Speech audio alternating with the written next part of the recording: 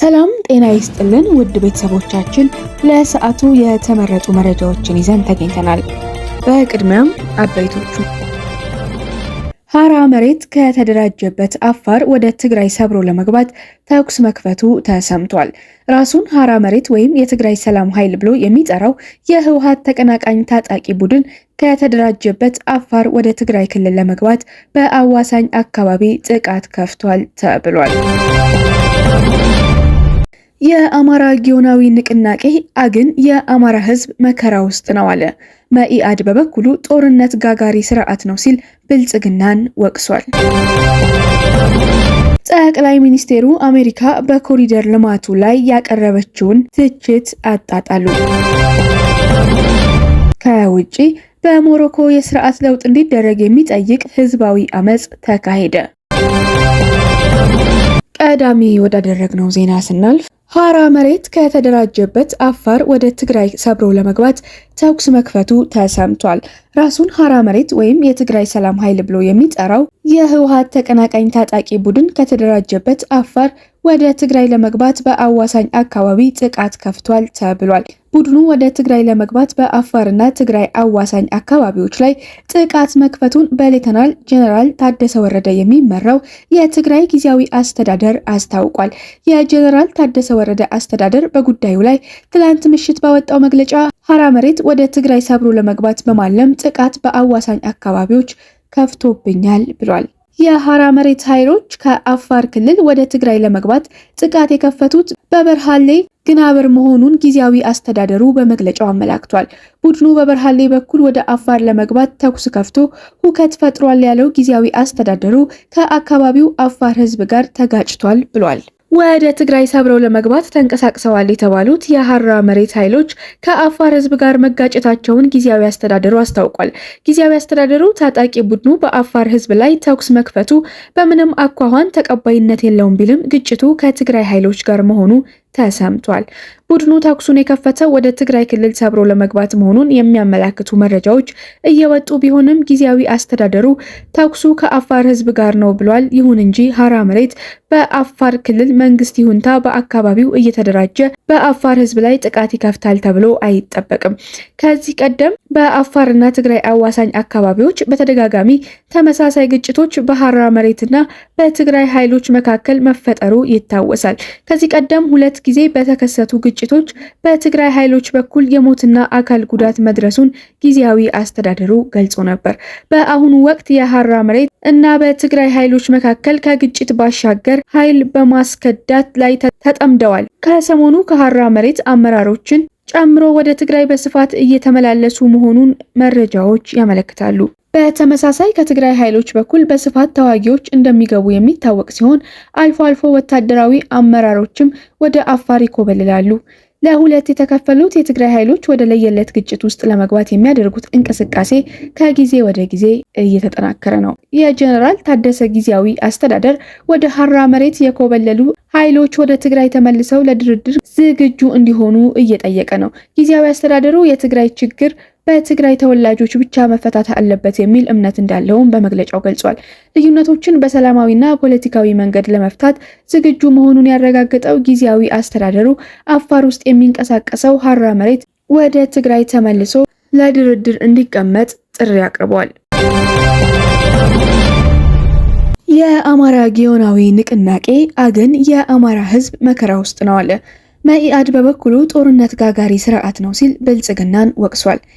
የአማራ ጊዮናዊ ንቅናቄ ሊቀመንበር አግንና የመላው ኢትዮጵያ አንድነት ድርጅት መኢአድ ፓርቲዎች በጦርነት እየተቆላ ያለው የአማራ ህዝብ በከፋ ስቃይ ውስጥ በመሆኑ ተፋላሚ ወገኖች ተጠያቂ ሊያደርጉ ይገባል ሲሉ ለቦርከና ተናገሩ። የአማራ ጊዮናዊ ንቅናቄ ሊቀመንበር አቶ ምርጫው ስንሻው እኔ ችግሩ ያለበት ቦታ ነው የምኖረው፣ በአማራ ክልል ውስጥ እዞራለሁ፣ ያለውን መከራና ስቃይ እረዳለሁ፣ ህዝቡ ያለበት ፍዳ ተነግሮ አያልቅም ሲሉ በአማራ ክልል ያለውን ጦርነት አስከፊነት ለቦርከና ገልጸዋል።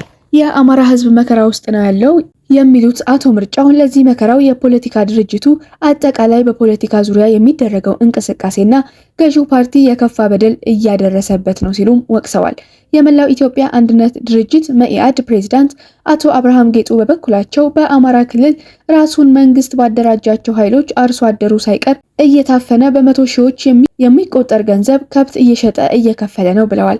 በሰሜን ጎንደር፣ በሰሜን ወሎ፣ በደቡብ ጎንደር፣ በጠለምት፣ በአዲርቃይ፣ በቋራ፣ በምስራቅ ጎጃም፣ በምዕራብ ጎጃም፣ በሰሜን ሸዋ አርሶ አደሩ እየታገተ በሚሊዮን የሚቆጠር ገንዘብ እየተጠየቀ ነው ሲሉ አክለዋል። ይህ አልበቃ ብሎ በድሮን ትምህርት ቤት፣ ጤና ጣቢያ ማውደም፣ ገበያ ላይ መድፍ መጣል፣ ዜጎችን መግደልና ማሳቀቅ እየተፈጸመ ነው ብለው ይህ ዓለም አቀፋዊ ወንጀል ነው በማለት ከሰዋል።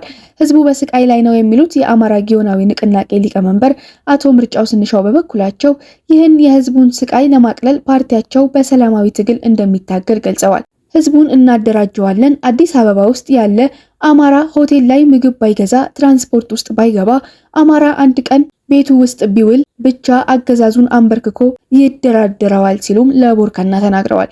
አማራ ነኝ የሚል የአዲስ አበባን ከተማ አጠቃላይ ኢኮኖሚ ለአንድ ቀን አንበላም ብሎ ቢውል አገዛዙን አንበርክኮት ያድራል ያሉት አቶ ምርጫው ግን እዛ ላይ አልተደረሰም። ለዚህ ነው ሰላማዊ ትግል የማምንበት፣ ሰላማዊ ትግል አዋጭ ነው ሲሉ መፍትሄ ሀሳቡን ተናግረዋል። ህዝቡን ብናነቃው ብናደራጀው ለመብቱና ለጥቅሙ አንዳንድ ሰው ቢቆም ማንም ምንም ምድራዊ ኃይል የአማራን ህዝብ ትግል ሊነጥቅ አይችልም። እንኳን የኢትዮጵያን ህዝብ ጥቅም ህዝቡን መሪው ነው አስጥቶት የሚሄደው እንጂ ለመታገልና መብቱን ለማስከበር አይጠላም ነው ያሉት። ትብብር ለኢትዮጵያ አንድነት በቅንጅት ከመሰረቱት 5 ፓርቲዎች መካከል አንዱ የሆነው የአማራ ጊዮናዊ ንቅናቄ ሊቀመንበር አቶ ምርጫው ስንሻው ሰላም በዚህ የሚመጣ ከሆነ ለህዝብ ጥቅም ሀገርን ለማዳን ሲባል ከገዢው መንግስት ጋርም ቢሆን እንደሚጣመሩ ይናገራሉ። የግለሰብ ወይም የድርጅት ጠላትነት አይደለም ያለን፣ የእያንዳንዳችን የዜግነት ጥቅም ላይ እኔ አውቅላችኋለሁ በሚል ማንም ሊጫነን አይገባም እንጂ ለምን ሞሶሎኒ ተነስቶ ለኢትዮጵያ ህዝብ ነጻነት እሞታለሁ ቢለን ካድሬ ሆነን እናገለግለዋለን ሲሉ ለህዝብ ጥቅም ያላቸውን አቋም ገልጸዋል።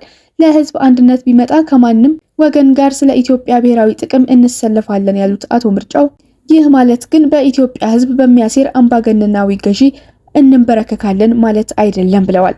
ያለ ሁኔታ ለመስራት አስፈሪ ነው። ይሁን እንጂ ያለ ትግል ድል፣ ያለ መስዋዕትነት ነጻነት አይገኝምና በጀመርነው ከትብብር ወደ የቅንጅት የመሸጋገር መንገድ ለአማራ ህዝብ ለውጥ እናመጣለን ሲሉም ተናግረዋል። የመላው ኢትዮጵያ አንድነት ድርጅት መኢአድ ፓርቲ ፕሬዝዳንት አቶ አብርሃም ጌጡ በአማራ ክልል ራሱ መንግስት ባደራጃቸው ኃይሎች አርሶ አደሩ ሳይቀር እየታፈኑ በመቶ ሺዎች የሚቆጠር ገንዘብ ከብት እየሸጠ እየከፈለ ነው ብለው ድርጅታቸው ለህዝቡ ነጻነት ትግሉን እንደሚቀጥል አስምረውበታል። መንግስት ትልቅም ይሁን ትንሽ፣ ደካማም ይሁን ጠንካራ፣ ዲሞክራሲያዊም ይሁን አምባገነን መንግስታዊ ባህሪው መጀመሪያ ሰላምን ማስከበር ነው ብለዋል። አዲሱ የፖለቲካ ኃይል በማንኛውም መንገድ ወደ ስልጣን ከመጣበት ጊዜ ጀምሮ ባህሪው፣ አስተሳሰቡና ስሪቱ ከቀድሞ ስርዓት ወረሳቸው ያልጣላቸውና የጨመራቸው በርካታ ክፋቶች አሉ የሚሉት ፕሬዝዳንቱ ጦርነት ሰሪና ጦርነት ጋጋሪ መሆን ለህዝብ ምንም አይጠቅምም ሲሉ አስገንዝበዋል። ዓለም በከፍተኛ ግጭትና የጦርነት ማዕበል ባለችበት ሁኔታ ኢትዮጵያም የበለጠ ጦርነት ውስጥ ገብታለች በማለትም ተችተዋል።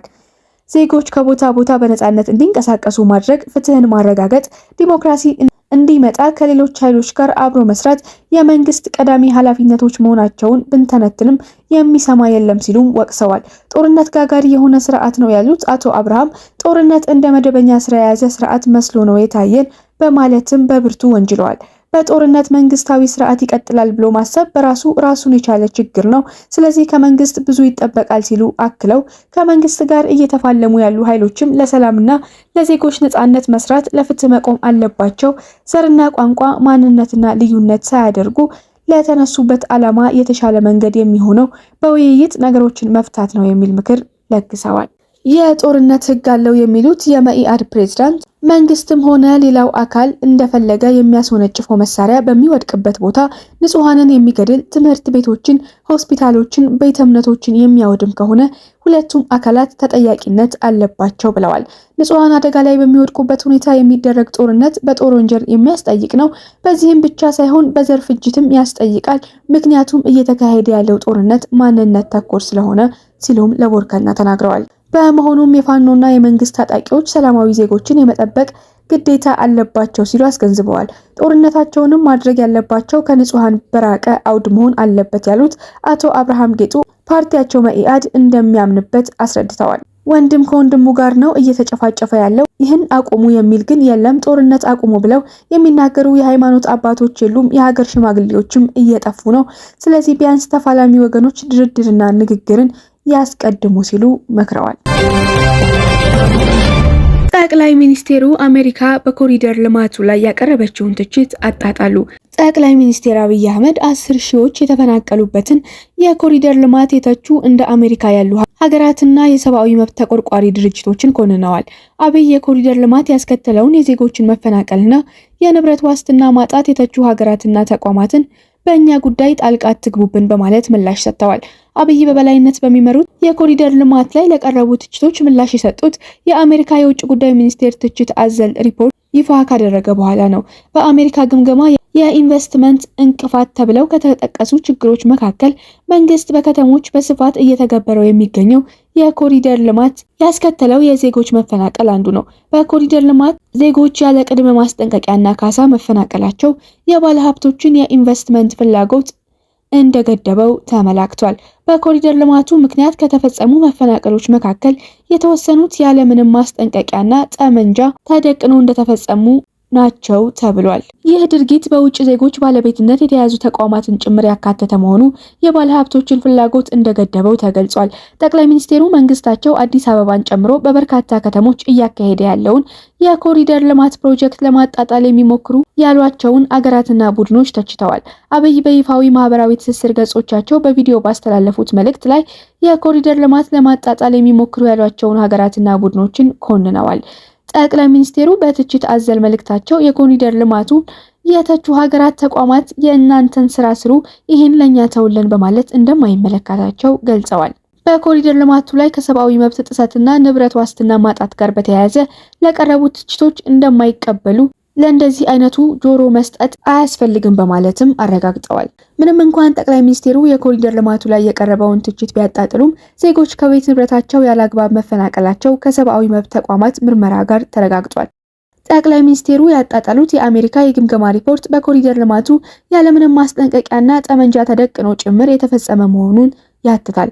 የኢትዮጵያን ኢንቨስትመንት አመቺነት ሁኔታ የሚያስረዳውና በአሜሪካ የውጭ ጉዳይ መስሪያ ቤት የተዘጋጀው ሪፖርት የኮሪደር ልማት ከንብረት መብቶች ጥበቃ አንጻር ስጋት መደቀኑን አመልክቷል። ዓለም አቀፉ የሰብአዊ መብት ተሟጋች አምነስቲ ኢትዮጵያ የተለያዩ ከተሞች በኮሪደር ልማት ሳቢያ በግዳጅ በቤታቸው የተፈናቀሉ ሜዳ ላይ መውደቃቸውን መግለጹ ይታወሳል። ተቋሙ በሪፖርቱ የኢትዮጵያ መንግስት በግዳጅ ከቤታቸው የተፈናቀሉ ሰዎችን ሰብአዊ መብት ጥሷል ብሏል።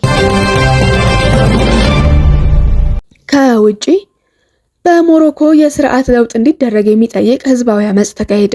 በሞሮኮ በተቀሰቀሰ ህዝባዊ ተቃውሞ 2 ሰዎች ሲገደሉ ከ300 የሚበልጡት ጉዳት ደርሶባቸዋል። በአመጹ ከ400 በላይ ሰዎች በፖሊስ ተይዘዋል፣ 300 የሚበልጡት ደግሞ ጉዳት ደርሶባቸዋል ተብሏል። ሞሮኮ በቅርቡ በኔፓል እና በማዳጋስካር እንደታየው ጄንዜድ ወይም አዲስ ትውልድ በተባለ ንቅናቄ በህዝባዊ አመጽ እየታመሰች ትገኛለች። ሰልፈኞቹ የህዝብ ጤና አገልግሎትና የትምህርት ዘርፍ እንዲሻሻል ጠይቀዋል። የሞሮኮ የሀገር ውስጥ ሚኒስቴር ቃል አቀባይ ራቺድ አልካላፊ አመጹ ኡጁዳና ኢንዘንግኔን ጨምሮ በተለያዩ የሀገሪቱ ከተሞች መስፋፋቱን ገልጸዋል። አልካላፊ ተቃዋሚዎች ስለታም ነገሮችን እና ድንጋይ በመጠቀም ከፖሊስ ጋር መጋጨታቸውን ተናግረዋል። የጸጥታ ኃይሎች የግለሰቦች ቡድን መሪያቸውን እንዳይሰርቁ ለማድረግ ሽጉጥ ሲጠቀሙ በአጋዲር አቅራቢያ በሚገኘው ላክሊያ ውስጥ 2 ሰዎች ተገድለዋል፣ ሌሎችም ቆስለዋል ተብሏል። ባለስልጣናት እንዳሉት በመጀመሪያ ለማህበራዊ ፍትህ ማሻሻያ የተቀሰቀሱ ጸረ መንግስት ተቃውሞዎች ቀስ በቀስ ወደ አመጽነት ተቀይረዋል። ቅዳሜ ዕለት የተሻለ ትምህርትና የጤና አጠባበቅ ጥያቄዎችን በማንሳት የጀመረው ተቃውሞ ራሱን ጂንዚ 212 ብሎ በሚጠራው ማንነቱ ባልታወቀ የወጣት ቡድን በማህበራዊ ሚዲያዎች ሰልፎቹን ጠርቷል።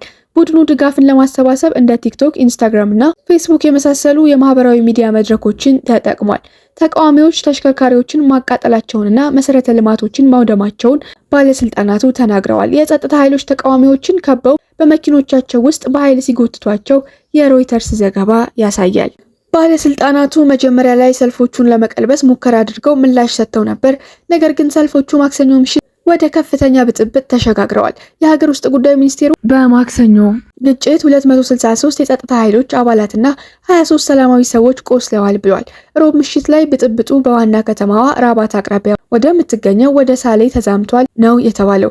ብዙ ሕዝብ በሚበዛባቸው ሰፈሮች ውስጥ ያሉ ወጣቶች በቡድን ተደራጅተው በፖሊሶች ላይ ድንጋይ በመወርወር ሱቆችን ዘርፈዋል፣ ባንኮችና የፖሊስ ተሽከርካሪዎችን አቃጥለዋል ሲሉ የዓይን እማኞች ተናግረዋል። በአጋድር አቅራቢያ የሚገኙ ትናንሽ ከተሞች ለሁለተኛ ተከታታይ ምሽት ኃይለኛ አለመረጋጋት ተስተውሎባቸዋል። ጭንብል የለበሱ ወጣቶች የመንግስት ዋና መስሪያ ቤቶችን አቃጥለዋል ተብሏል። እነዚህ ወጣቶች ዋና ዋና መንገዶችን ዘግተዋል ሲሉ የአካባቢው ነዋሪ ሐሰን በርኩዝ ለሮይተርስ ተናግረዋል። የሞሮኮ የቱሪስት ማዕከል የሆነችው ማራካሽም ተቃዋሚዎች ፖሊስ ጣቢያ ሲያቃጥሉ ኃይለኛ ግጭቶች መቀስቀሱን የሀገር ውስጥ ሚዲያ የሆነው ሌዴክስ ዘግቧል። የሰሞኑ የወጣቶች ቁጣ የተቀሰቀሰው ቀደም ሲል በአጋዲር ክልል ሆስፒታል ውስጥ የተፈጠረው የሕክምና ችግር ምክንያት ሆኗል ተብሏል። የጤና አገልግሎቱ ደካማ መሆኑ የፈጠረው ተቃውሞ በፍጥነት ወደ ሌሎች ከተሞች ሊዛመት ችሏል። በአጋዲር በስተ ምስራቅ በምትገኘው ታውንዳንት በተለምዶ ጸጥ ያለች ከተማ ብትሆንም በዚህ ህዝባዊ አመጽ ተቃዋሚዎች ከጸጥታ ኃይሎች ጋር ተጋጭተው ሱቆችና መኪናዎችን አቃጥለዋል። በአንጻሩ በሞሮኮ የኢኮኖሚ መዲና በሆነችው በካዛብላንካና በምስራቃዊው ኦጃዳና ታዛ ሰላማዊ ሰልፎች ተካሂደዋል። የጄንዚ 212 ቡድን ከመንግስት ጋር እንጂ ከጸጥታ ኃይሎች ጋር ምንም አይነት ግጭት እንደሌለውም ተናግሯል። በዚህ ያሉ ተቃዋሚዎች ጠቅላይ ሚኒስቴር አዚዝ አካኑች ከስልጣን እንዲነሱ ጠይቀው ህዝቡ ሙስና እንዲቆም ይፈልጋል የሚሉ መፈክሮችንም አሰምተዋል። የሞሮኮ የስራ አጥነት መጠን 12.8% ሲሆን የወጣቶች ስራ አጥነት 35.8% እና ከተመራቂዎች መካከል 19% መድረሱን የብሔራዊ ስታቲስቲክ ኤጀንሲ መረጃ ያመለክታል። ሞሮኮ በኢኮኖሚያዊና ማህበራዊ ቅሬታዎች የተነሳ ትልቅ ሰላማዊ ሰልፎች ስታስተናግድ በዚህ ሳምንት የተቀሰቀሰው አለመረጋጋት ከ2016 እስከ 2017 ከተካሄዱ ሰልፎች በላይ ይህ ከፍተኛ ሁከት የፈጠረ ነው ተብሏል። የሞሮኮ መንግስት የተቃውሞ ሰልፍ የማድረግ መብትን እንደሚያከብር አስታውቆ ነገር ግን ራስን በመቆጣጠርና ራስን በመግዛት ቀስቃሽ ስሜትን በማስወገድ መሆን አለበት ብሏል። የሀገር ውስጥ ጉዳይ ሚኒስቴር ማክሰኞ ዕለት በማህበራዊ ድረገጾች ተቃዋሚዎች የጀመሩትን የጄንዚ 212 ቡድን ሁከትን እንደማይቀበል ገልጾ ሰላማዊ ተቃውሞችን ለማቀጠል ቁርጠኛ መሆኑን ተናግሯል። እስካሁን ድረስ 409 ሰዎች ብጥብጡን ተከትሎ በፖሊስ ቁጥጥር ስር የዋሉ ሲሆን 193 ሰዎች በአብዛኛው በእሳት ማቃጠል፣ ንብረት በማውደም፣ በጸጥታ ኃይሎች ላይ ጥቃት በመሰንዘር እና በሽብር ወንጀል ለፍርድ ይቀርባሉ ሲል አቃቤ ሕግ አስታውቋል።